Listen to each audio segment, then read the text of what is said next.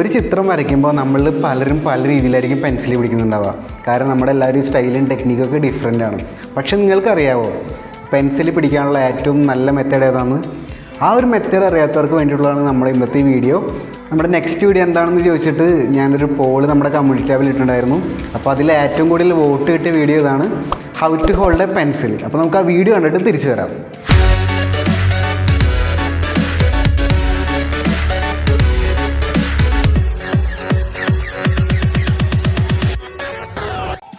എഫക്റ്റീവായിട്ടൊരു drawing ചെയ്യാനായിട്ട് pencil പിടിക്കുന്നതിന് രണ്ട് പ്രധാനപ്പെട്ട രീതികളാണുള്ളത്.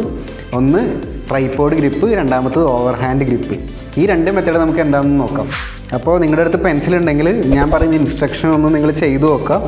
ഫസ്റ്റ് ആ പെൻസിൽ നിലത്ത് വെച്ചിട്ട് നമ്മുടെ ഇൻഡെക്സ് ഫിംഗറും തമ്പും ഉപയോഗിച്ചിട്ട് പെൻസിൽ പിക്ക് ചെയ്യാം. എന്നിട്ട് പെൻസിൽ സ്ലോലി റൊട്ടേറ്റ് ചെയ്ത് നിങ്ങളുടെ ഹാൻഡിന് മുകളിൽ പെൻസിൽ റെസ്റ്റ് ചെയ്യാം. എന്നിട്ട് ബാക്കി മിഡിൽ ഫിംഗർ എടുത്തിട്ട് അതിൻ്റെ പെൻസിലിൻ്റെ താഴെ ഒന്ന് സപ്പോർട്ട് ചെയ്ത് കൊടുക്കുക.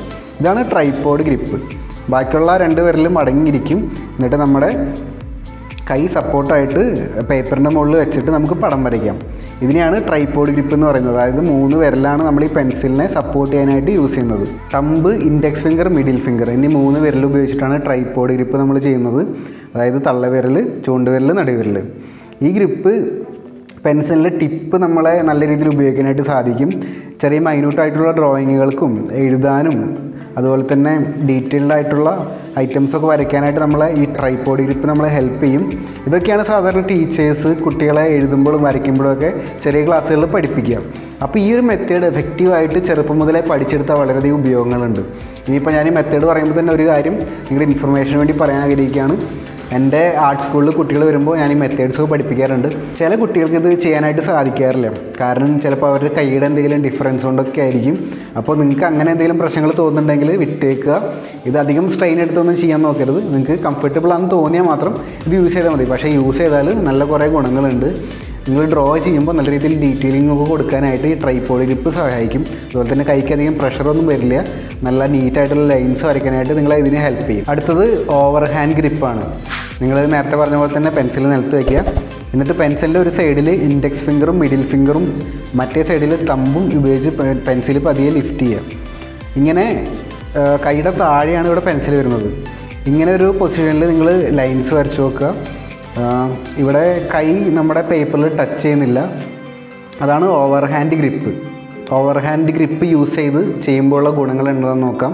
ഓവർ ഹാൻഡ് ഗ്രിപ്പിൽ സ്ട്രെയിറ്റ് ആയിട്ട് ലോങ് ആയിട്ടുള്ള ലൈൻസ് നമ്മൾ വരയ്ക്കാനായിട്ട് സാധിക്കും. അതുപോലെ തന്നെ വെർട്ടിക്കലായിട്ടുള്ള സർഫസിലൊക്കെ വരയ്ക്കണമെങ്കിൽ ഓവർ ഹാൻഡ് ഗ്രിപ്പിൽ പെൻസിൽ ഉപയോഗിച്ചിട്ട് നമുക്ക് ഈസി ആയിട്ട് വരയ്ക്കാനായിട്ട് സാധിക്കും. പിന്നെ എഴുതാനായിട്ട് സാധാരണ മെത്തേഡ് യൂസ് ചെയ്യാറില്ല, ഡ്രോ ചെയ്യാൻ തന്നെയാണ് യൂസ് ചെയ്തിരിക്കുന്നത്. നിങ്ങൾ ചിലപ്പോൾ യൂട്യൂബിൽ വലിയ വലിയ ആർട്ടിസ്റ്റുകളുടെ മാസ്റ്റേഴ്സിൻ്റെ വീഡിയോ ഒക്കെ കാണുകയാണെങ്കിൽ അവർ പെൻസിലുകൊണ്ട് ഓവർ ഹാൻഡ് ഗ്രിപ്പ് ഉപയോഗിച്ചിട്ടായിരിക്കും വെർട്ടിക്കലായിട്ടുള്ള ട്രൈപോഡിൽ ക്യാൻവാസൊക്കെ വെച്ചിട്ട് വെർട്ടിക്കലായിട്ട് ഇങ്ങനെ വരയ്ക്കുന്നുണ്ടാവുക. അപ്പോൾ ഈ ഒരു മെത്തേഡ് നിങ്ങൾ യൂസ് ചെയ്ത് നോക്കുക. നിങ്ങൾക്ക് വേണ്ടി ഒരു ടിപ്പുണ്ട്. ഓവർ ഹാൻഡ് ഗ്രിപ്പ് നിങ്ങൾ ട്രൈ ചെയ്യുകയാണെങ്കിൽ വലിയ ഷീറ്റ് ഓഫ് പേപ്പറിൽ വലിയ ചിത്രങ്ങൾ അതായത് ജസ്റ്റ് കൈയുടെ അറ്റം മാത്രം യൂസ് ചെയ്യാതെ വിരലുകൾ മാത്രം യൂസ് ചെയ്യാതെ കൈ മൊത്തത്തിൽ യൂസ് ചെയ്തിട്ട് വരച്ച് നോക്കാം. നിങ്ങളുടെ ഹാൻഡിന് കുറച്ച് ഫ്ലെക്സിബിലിറ്റി കിട്ടുന്ന ഒരു മെത്തേഡാണ് ഓവർ ഹാൻഡ് ഗ്രിപ്പ്. അപ്പോൾ ഈ രണ്ട് മെത്തേഡ് നിങ്ങൾ തീർച്ചയായിട്ടും ട്രൈ ചെയ്ത് നോക്കണം. ചിത്രകലയിൽ ഇങ്ങനെ ബേസിക്കായിട്ട് ഒരുപാട് കാര്യങ്ങളുണ്ട്. അപ്പോൾ തീർച്ചയായിട്ടും നിങ്ങൾ അതിന് റിക്വസ്റ്റ് തരുന്നതിന് വളരെയധികം താങ്ക്സ് ഉണ്ട്, വളരെയധികം സന്തോഷമുണ്ട്. അപ്പോൾ ഇന്നത്തെ വീഡിയോ ഞാൻ വൈൻഡ് അപ്പ് ചെയ്യുന്നതിന് മുമ്പ് കുറച്ച് അപ്ഡേറ്റ്സ് പറയാനായിട്ട് ആഗ്രഹിക്കുകയാണ്. ഞാൻ എൻ്റെ റൂം മാറി, അതായത് ഞാൻ എൻ്റെ വീട് മാറി. ഞാൻ മുമ്പ് ഷൂട്ട് ചെയ്യുന്ന സ്റ്റുഡിയോ ഉണ്ടല്ലോ, ഇപ്പോൾ പുതിയൊരു വീട്ടിലേക്ക് താമസം മാറിയിട്ടുണ്ട്. അപ്പോൾ അവിടുത്തെ സ്റ്റുഡിയോ ഒന്ന് സെറ്റായി വരണേ ഉള്ളൂ. ഞാനിപ്പോൾ ഷൂട്ട് ചെയ്യുന്നത് എൻ്റെ പുതിയ ആർട്ട് സ്കൂളിലാണ്. കാക്കനാട് നമ്മുടെ ആർട്ട് സ്കൂളിലെ ഇനോഗ്രേഷൻ ആയിരുന്നു January 6. അത് നമ്മൾ യൂട്യൂബേഴ്സിൻ്റെ ചെറിയൊരു മീറ്റപ്പൊക്കെ വെച്ചിട്ടുണ്ടായിരുന്നു. അതിൽ വന്ന എല്ലാവർക്കും താങ്ക്സ് പറയുകയാണ്. അത് ഒരുപാട് ദൂരത്തു നിന്നൊക്കെ ആളുകൾ വന്ന്, ഒരുപാട് ആൾക്കാരൊന്നും വന്നിട്ടില്ല, പക്ഷേ 5-8 പേര് വന്നിട്ടുണ്ടായിരുന്നു. ഒരിക്കലും പ്രതീക്ഷിച്ചില്ല ഇത്ര പേരൊന്നും വരുന്നു.